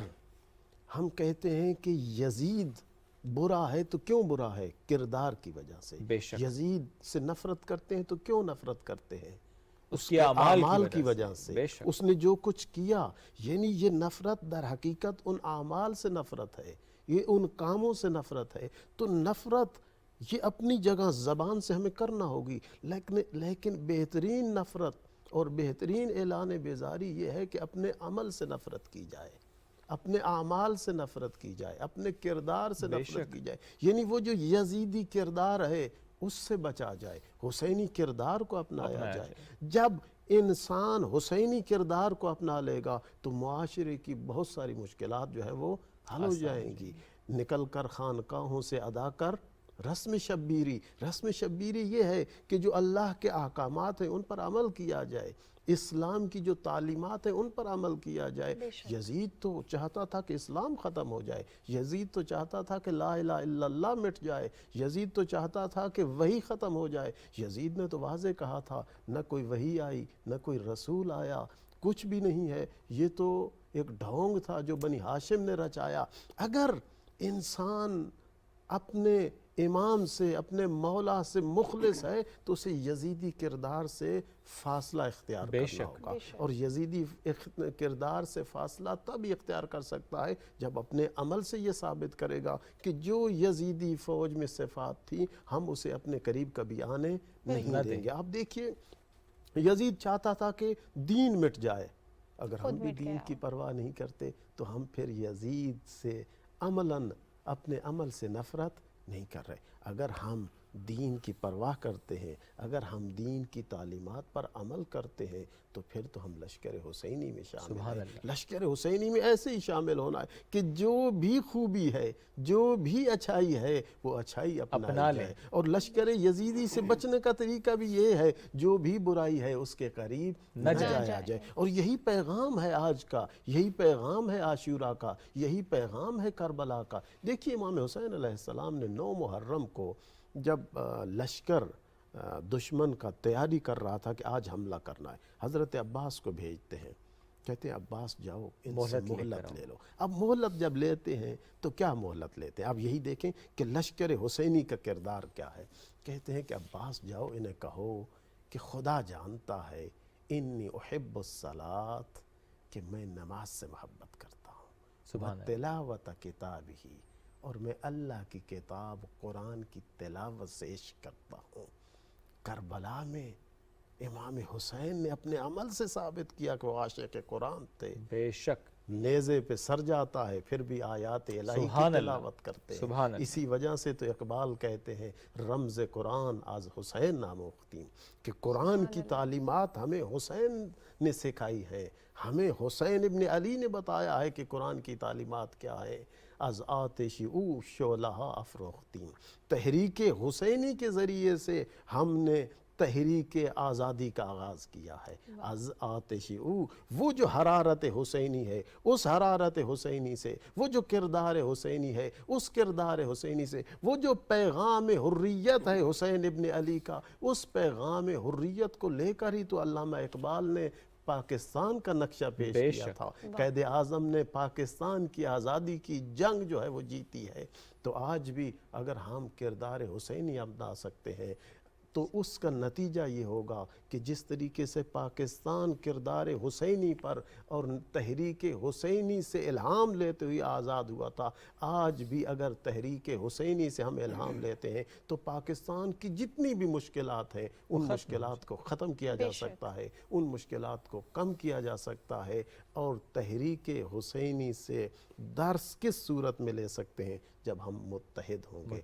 जैसे मौलाना साहब ने क्या खूबसूरत अंदाज में, यार हम सारा साल इकट्ठे रहते हैं, हम सारा साल एक दूसरे से मिलते हैं, तो इन 10 दिनों में भी हमें एक दूसरे से मिलना होगा, बल्कि 9 ज़्यादा मुहर्रम में भी एक बेशक। दूसरे को बर्दाश्त करना होगा। ये क्या होता है कि सोशल मीडिया में शुरू कर देते हैं हमारे जवान एक दूसरे के खिलाफ। नहीं, ये अहले बैत की तालीमात नहीं है, ये पाक पैगंबर की तालीमात नहीं है, ये असहाब की तालीमात नहीं है। उनकी तालीमात में कहीं भी नहीं मिलता कि आपने एक दूसरे की नफ़रत करनी है, एक दूसरे की शख्सियात की और मुक़द्दसात की तौहीन करनी है। उलमा की भी जितने मसालिक के जय्यद उलमा हैं, सब ये कहते हैं कि दूसरे के मसलक की मुक़द्दसात और मुक़द्दस शख्सियात का एहतराम कीजिए। बेशक, तो हम क्या, हम ना बैत की तालीमात पर अमल करें, ना असहाब की तालीमात पर अमल करें, ना उलमा के जो फतावा हैं उन पर अमल करें, तो हम कहें हम बहुत बड़े दीनदार भी हैं, हम अपने मसलक के बहुत बड़े ठेकेदार भी हैं। नहीं, ऐसे नहीं होगा। मसलक ने, मकतब ने, तालीमात अहले बैत ने, तालीमात पैगंबर में, तालीमात सहाबा में हमें जो मिलता है ये कि एक दूसरे को बर्दाश्त करो, एक दूसरे की तौहीन से परहेज़ करो। और उलमा ने फतावा में वाज़े कहा है कि दूसरे के मुक़द्दसात की तौहीन हराम मत है। करो। अच्छा अलामा साहब, इससे पहले हम जिक्र कर रहे थे हज़रत अब्बास से मुतालिक, उनकी शुजाअत का जिक्र हुआ, उनकी वफ़ा का जिक्र हुआ। मैं चाहती हूँ आज 9 मुहर्रम उल हराम की मुनासबत से अगर आप उनकी शहादत का जो वाक़या था उसकी मंज़र कशी करें कि वो क्या असबाब पैदा हुए, उस वक्त क्या हालात थे। देखिए, 9 मुहर्रम उल हराम को लश्कर आदा यानी दुश्मन की फ़ौज एक अमाननामा लेकर आती है और हज़रत अब्बास को कहते हैं कि अब्बास, आप और आपके भाई, ये अमाननामा आप लोगों के लिए है। अगर आप लोग इमाम हुसैन का साथ छोड़ दें तो हमारी आपसे कोई जंग नहीं है। हज़रत अब्बास उस लश्कर के अमाननामे को ठुकराते हैं, कहते हैं तुम्हारे अमाननामे पर भी लानत और अमाननामा भेजने वालों पर भी लानत। मुझे किसी के अमाननामे की ज़रूरत नहीं, बल्कि मैं दीन के दिफा के लिए इमाम हुसैन के लश्कर का अलमदार हूँ, परचमदार हूँ, सिपह सालार हूँ और आखिर दम तक इमाम हुसैन के साथ रहूँगा। और उनके अमाननामा को कबूल नहीं करते। हज़रत अब्बास जहाँ मैदान करबला में शहीद होते हैं, वहीं उनके भाई भी मैदान करबला में शहीद होते हैं। आखिर में हज़रत अब्बास ये 10 मुहर्रम को इमाम हुसैन की खिदमत में जब सारे शहीद हो जाते हैं तो आते हैं, कहते हैं मौला, आका, सरदार, मुझे इजाज़त दीजिए।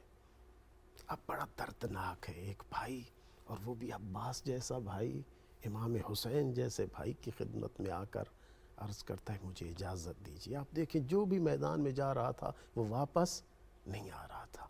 अब इस वक्त इजाज़त देना इमाम हुसैन के लिए कितनी मुश्किल है। हज़रत अब्बास की तरफ देखते हैं, कहते हैं अंत साहिबुल लिवाई, अब्बास तू तो मेरी फ़ौज का परचमदार है।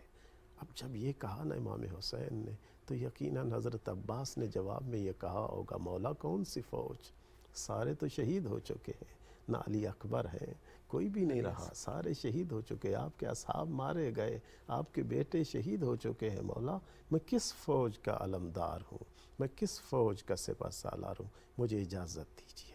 इमाम हुसैन रोते हैं और इजाज़त मिलती है, जाओ पानी लेकर आओ। چونکہ ان کا ایک لقب سقائے کربلا ہے. سقائے کربلا یعنی کربلا میں جن کے ذمہ پانی لانا تھا، پانی پہ لانا تھا، اور جاتے ہیں بڑی جرأت سے، بڑی شجاعت سے دشمن سے لڑتے ہوئے یہ نہر فرات پہنچتے ہیں. اور جب پہنچتے ہیں، لکھا مورخین نے، کئی لوگوں کو فنار کرتے ہیں نہر فرات پہنچ کر. جب نہر فرات پہ پہنچتے ہیں، پانی کو اپنے ہاتھ میں لیتے ہیں. جو ہی پانی کو اپنے ہاتھ میں لیتے ہیں، مولا پانی پر نظر پڑتی ہے، ادھر حضرت امام حسین کی پیاس یاد آتی ہے، ادھر امام حسین کے بچوں کی پیاس یاد آتی ہے. اب جب امام حسین کے بچوں کی پیاس یاد آئی، حضرت عباس نے وہ پانی پھینک دیا اور پیاس سے فرات سے نکلے ہیں عباس. اب جب نکلے ہیں نا، دشمن نے پھر یہ گھیرا تنگ کیا کہ پانی خیموں میں نہ پہنچے.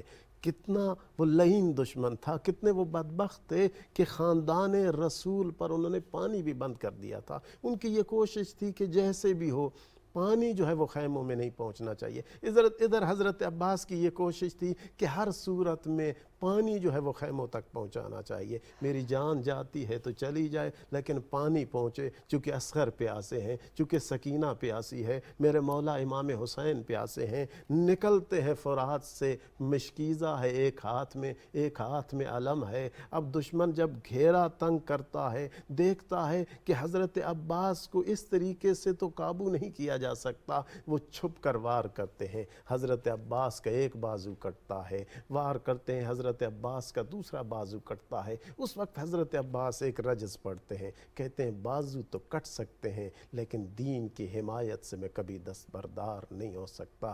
جب بازو کٹ جاتے ہیں، اسی اثناء میں حضرت عباس جو ہے وہ زین سے زمین پر آتے ہیں. جب زمین پر آتے ہیں، وہ حضرت عباس جو ہمیشہ کہتے تھے میرے مولا، جو ہمیشہ امام حسین کو کہتے تھے میرے آقا، میرے سردار، اب انہوں نے پہلی دفعہ کہا یا اخا ادرک اخاک، اے بھائی اپنے بھائی کی مدد کو آئیے. اب کیسے آئے امام حسین نے؟ سارا دشمن اکٹھا ہو گیا. آج دیکھتے ہیں کہ حسین اپنے بھائی کی لاشا پر کیسے آتے ہیں، اپنی گود میں لیتے ہیں. جب گود میں لیتے ہیں تو حضرت عباس کی جو ہی آنکھ کھلتی ہے تو کوشش کرتے ہیں امام حسین کی گود سے باہر آ جائیں. امام حسین کہتے عباس میری غربت پر رحم کر، عباس میری غربت کو تو دیکھ، عزادار سن رہے ہیں. آج مصیبت کا دن ہے اس حوالے سے کہ حضرت عباس کا تذکرہ ہوتا ہے. یہ بڑا دردناک ہے.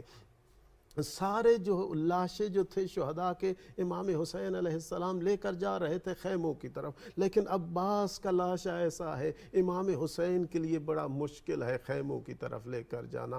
بعض مورخین نے لکھا اس وجہ سے مشکل تھا کہ حضرت عباس کے لاشے کے ٹکڑے ٹکڑے کر دیے تھے دشمن نے.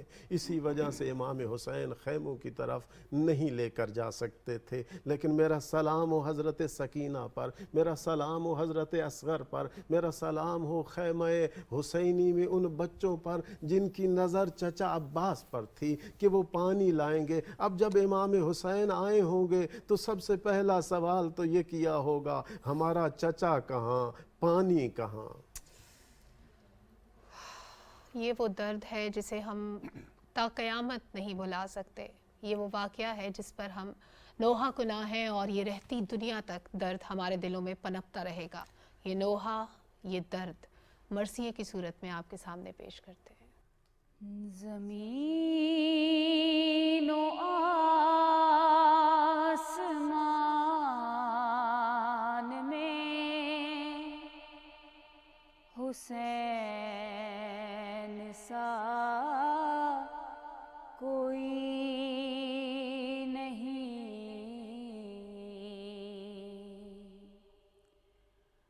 زمین و آسمان میں حسین سا کوئی نہیں.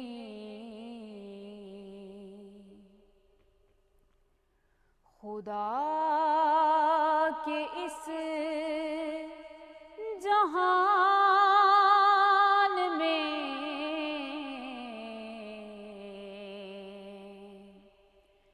خدا کے اس جہان میں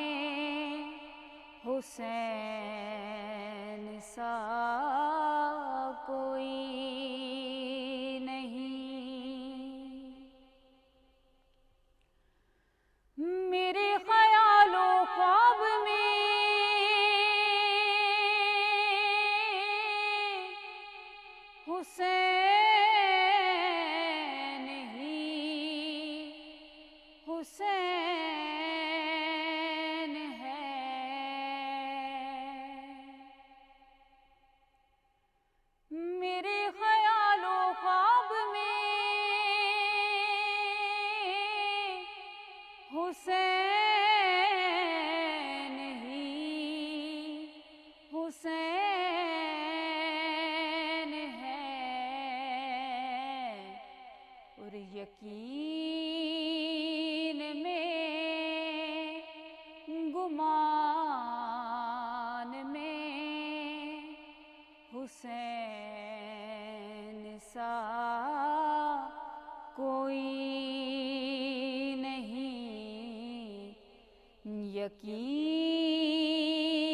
میں گمان میں حسین سا کوئی نہیں۔ لکھے گا کون اس طرح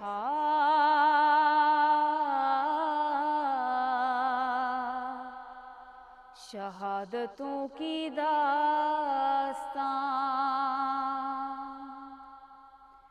لکھے گا کون اس طرح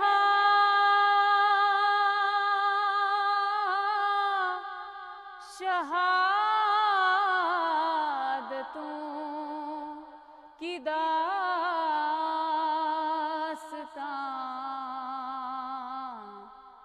کیونکہ ہمارے خاندان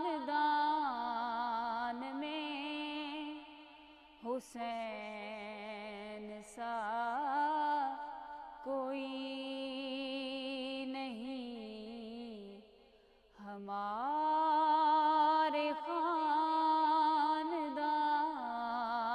میں حسین سا کوئی نہیں، زمین و آسمان میں حسین سا کوئی نہیں، خدا کے اس جہان میں حسین سا کوئی نہیں۔ مرثیے کے بعد اپنی گفتگو کو کنٹینیو کرتے ہیں، وقت ذرا مختصر ہے۔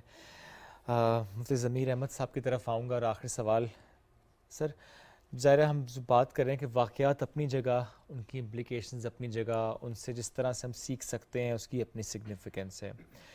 یہ جو معاملہ بیعت کا تھا جو کہ صرف 9 محرم کی بات نہیں، ذرا اس سے پہلے بھی جس طرح خط آئے اور اس طرح کہا گیا کہ بیعت، یزید نے کہا میری بیعت کرو، جواب تھا نفی میں کہ بیعت نہیں ہوگی۔ آج کے دور میں اگر ہم اس کو سمجھنے کی کوشش کریں، میں حکمرانوں کے لیول پر بھی یہ سوال کر رہا ہوں اور میں یہ جنیرک بھی کوشچن کر رہا ہوں کہ جب یہ سامنے ہوتا ہے معاملہ کہ حق کہاں ہے اور باطل کہاں کھڑا ہے، اور پھر جب آپ نے حق کا ساتھ دینا ہوتا ہے، پھر ہم کیسے کربلا کے میدان کو دیکھ کر یہ فیصلہ کر سکتے ہیں کہ جب اولاد بھی وہاں پر جائے، جب خواتین بھی وہاں پر ہوں، چونکہ ہم دیکھتے ہیں نا کہ کمزوری ہوتی ہے، اولاد بھی آپ کی کمزوری ہے، خواتین بھی آپ کی کمزوری ہیں، لیکن اس میدان کی طرف نگاہ کرتے ہیں تو کمزوری کے ہوتے ہوئے بھی فیصلہ وہی کہ حق کا ساتھ دینا ہے، کیسے سیکھ سکتے ہیں اس سے؟ بڑے اہم کلمات ہیں آپ کے اور سوال بھی ہیں۔ دراصل علامہ صاحب نے بھی بڑی خوبصورت باتیں اس حوالے سے کہی تھیں کہ ہم یہ دیکھتے ہیں کہ کربلا کے میدان میں حق و باطل کا یہ معرکہ ہوا ہے۔ بظاہر اس وقت تو جو 9 محرم کو ظلم کے بادل چھائے ہوئے تھے اور پھر 10 محرم کو ایک بہت بڑا سانحہ پوری امت نے دیکھا ہے اور وہ قیامت تک کبھی بھول نہیں سکے گا۔ بے شک بے شک۔ یہ بظاہر اس وقت تو ہم یہ کہتے ہیں کہ یہ ٹکر ہے حضرت امام حسین رضی اللہ تعالیٰ عنہ کی اور یزید کی ٹکر ہے، اور کربلا کے میدان میں یہ معرکہ ہو رہا ہے۔ اس کو جب ہم ایک وسیع تناظر میں دیکھتے ہیں اور پوری امت کے حوالے سے دیکھتے ہیں تو پھر اب ہم یہ کہہ سکتے ہیں کہ حسینیت اور یزیدیت محض 2 نام نہیں ہیں بلکہ یہ 2 کرداروں کے نام ہیں، بے شک۔ اور یہ 2 استعارے ہیں، یعنی حسینیت جو ہے یہ حق کا استعارہ ہے، حق کا استعارہ، اور یزیدیت جو ہے یہ باطل کا استعارہ باطل ہے۔ کا استعارہ۔ اور امام علی مقام نے اور اہل بیت اطہار رضوان اللہ تعالیٰ علیہم اجمعین نے قربانی دے کر یہ ہمیں سبق دیا ہے کہ جب آل رسول اور پھر بالخصوص وہ ہستیاں کہ جو नबी अकरम अलैहिस्सलाम के बेटे हैं, जिनको आपने फरमाया ये मेरे बेटे और मेरी बेटी के बेटे, तो अगर वो हक़ की खातिर कुर्बानी देने से पीछे नहीं हटते हैं तो ये किसी और को कैसी इजाज़त हो सकती है कि वो बातिल को देखकर वो हक़ का आलम बुलंद न करे और वो जान की परवाह करे और वो अपने माल और मनसब को बचाए। इसलिए आज जहाँ कहीं भी हमें बातिल नज़र आता है, किसी भी शेप में हो, खा वो एनलाइटन मॉडरेशन हो, खा वो अल्लाह के कानून का मजाक उड़ाया जा रहा हो, खा वो किसी भी शेप में हो, तो उसको हम यजीदियत से ताबीर करेंगे। बेशक।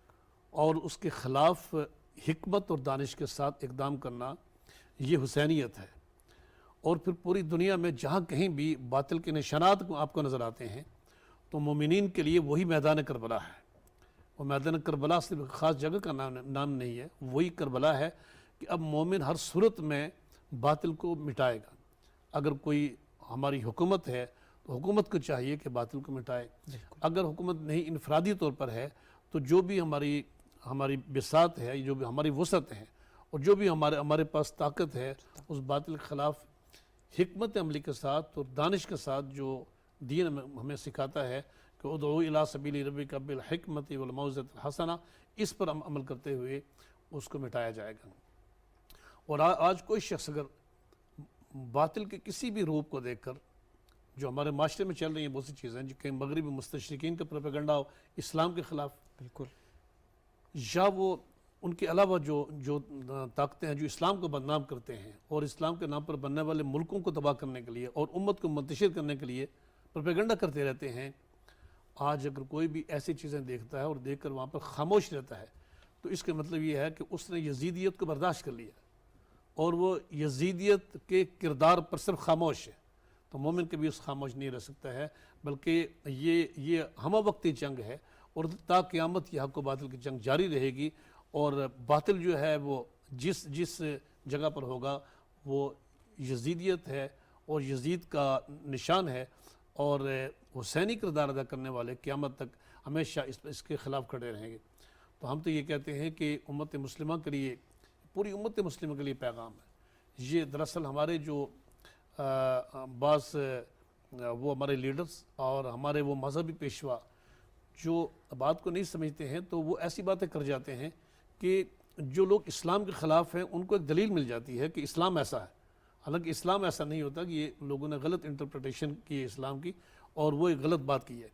लिहाजा इस तरह की बातें जो लोग करते हैं वो हमारे दीन के भी ख़िलाफ़ होती हैं और वो हमारे मुल्क के भी ख़िलाफ़ होती हैं। हमारे दीन के लिए बदनामी का बायस बनते हैं, हमारे मुल्क के लिए कमज़ोरी होती है। और ये यजीदियत के लिए रास्ता हमवार करने वाली बात, अगर ऐसी बात करते हैं तो अब यजीदियत का रास्ता हमवार करते हैं तो हमें हुसैनी किरदार पर अमल करना चाहिए, हमें हुसैनी परचम को बुलंद रखना चाहिए। बेशक, बड़ी दुरुस्त बात। और जो कहा गया कि ये जो हक़ और बातिल की जंग है ये ता क़यामत जारी रहेगी, और हक़ और बातिल की जंग में हमने किस तरफ खड़ा होना है, ज़ाहिर हक़ की तरफ खड़ा होना है। कैसे खड़ा होना है? दानिश के साथ, हिकमत अमली के साथ। और उस वक्त जो करबला का मैदान, जिस तरह हम वहाँ के हालात देखते हैं और जो चीज़ें हम वहाँ से सीखते हैं, वो सीखते हुए हक़ के साथ खड़ा होना है। और ये जो हक़ का परचम है ये ता क़यामत सर बुलंद रखने के लिए हमें सिर्फ़ और सिर्फ एक काम करना है, और वो ये है कि यजीदी जो किरदार है उससे अपने आप को दूर रखना है। सिर्फ ज़बान से ना कहिए कि यजीद से दूर रहना है, अपने किरदार से साबित करना है कि यजीद से दूर रहना है, उस सोच से दूर रहना है, और अपनाना है तो सिर्फ़ और सिर्फ हुसैनी किरदार को अपनाना है। बहुत शुक्रिया आप दोनों मेहमानों का साथ मौजूद थे आज 9 मुहर्रम की स्पेशल ट्रांसमिशन में। नाज़रीन इजाज़त दीजिए, कल मुलाकात करेंगे इंशाल्लाह 10 मुहर्रम की ट्रांसमिशन में, जिसमें कोशिश हमारी ये होगी कि हम 10 मुहर्रम हराम के वाक़यात से ज़्यादा कोशिश ये करेंगे कि जो ख़वातीन का किरदार रहा, जो पैगाम करबला आम हुआ, उस पर बात करें। इजाज़त दीजिए, अल्लाह हाफ़िज़।